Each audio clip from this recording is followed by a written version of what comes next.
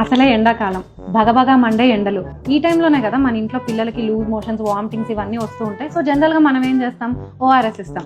అది మనకి ఇలా టెట్రా ప్యాక్ లో దొరుకుతుంది, పౌడర్ ఫామ్ లో కూడా దొరుకుతుంది. హలో, మరి ఇదేంటి?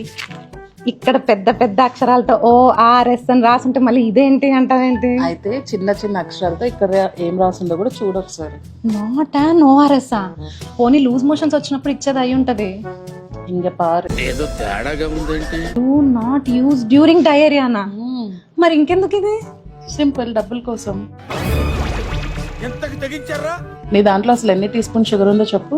ఓ 1/2 టీ స్పూన్ ఉంది. నా దాంట్లో 5 టీ స్పూన్ షుగర్ ఉంది. నీ దాంట్లో అసలు ఎంత సోడియం ఉందో చూడు. 75. నా దాంట్లో 15 ఉంది. నీ దాంట్లో ఎంత పొటాషియం ఉందో చూడు. 20. నా దాంట్లో 30 ఉంది. అంటే ఉండాల్సినవేమో తక్కువ ఉన్నాయి, ఉండకూడమేమో ఎక్కువ ఉన్నాయి.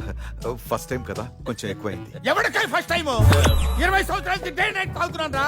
మరి తాగితే ప్రాబ్లం ఏంటి? లూజ్ మోషన్స్ తగ్గడం దేవుడికి ఎరుగు. అవి ఇంకా పెరిగిపోతాయి ఇవి తాగితే. మరి మనం ఏం చేద్దాం? దీన్ని తీసి డస్ట్బిన్ లో పడేద్దాం. మీరు కూడా అదే చేయండి. WHO రికమెండెడ్ ఫార్ములా అని రాసుంటేనే వాడండి.